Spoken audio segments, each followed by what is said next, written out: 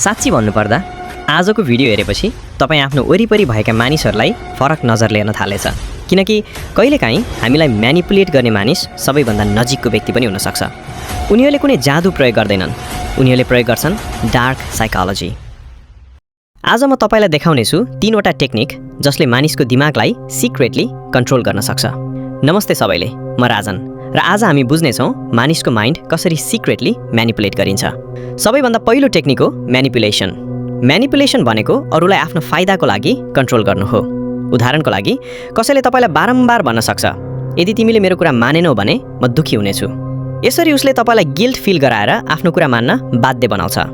म्यानिपुलेटर्स प्रायः धेरै स्विट बोल्छन्, आफूलाई दुखी जस्तो देखाउँछन्, अरूको इमोसन प्रयोग गर्छन्। त्यसैले जब कसैले बारम्बार इमोसनल प्रेसर दिन्छ भने सावधान हुनु जरुरी छ। र याद राख्नुहोस्, म्यानिपुलेसन सानो देखिए पनि धेरै ड्यामेज गर्न सक्छ। तर वेट गर्नुहोस्, अर्को टेक्निक तपाईँले पहिले कहिले सुन्नुभएको छैन। अर्को टेक्निक हो ग्यास लाइटिङ।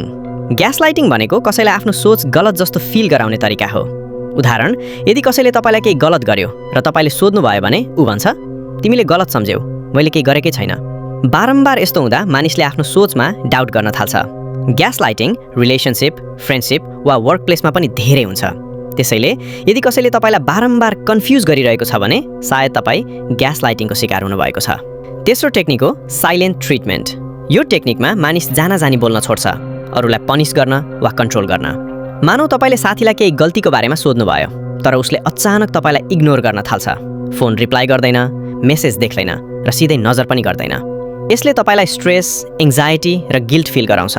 तपाईँ सोच्नुहुन्छ कि मैले के गलत गरेँ।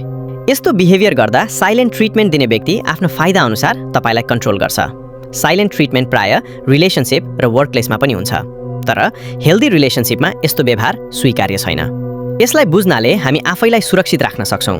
तसर्थ डार्क साइकोलोजीका यी टेक्निक्स जान्नु महत्त्वपूर्ण छ, ताकि हामी आफैलाई र अरूलाई सुरक्षित राख्न सकौँ। तर याद राख्नुहोस्, यी नलेज अरूलाई म्यानिपुलेट गर्न होइन, आफ्नै सुरक्षा र अवेरनेसको लागि प्रयोग गर्नुपर्छ। यदि तपाईँलाई यस्तो भिडियो मन पर्यो भने भिडियोलाई लाइक गर, च्यानल सब्स्क्राइब र कमेन्टमा लेख्नुहोस् कि अर्को साइकोलोजी टपिक कुन बनाऊ।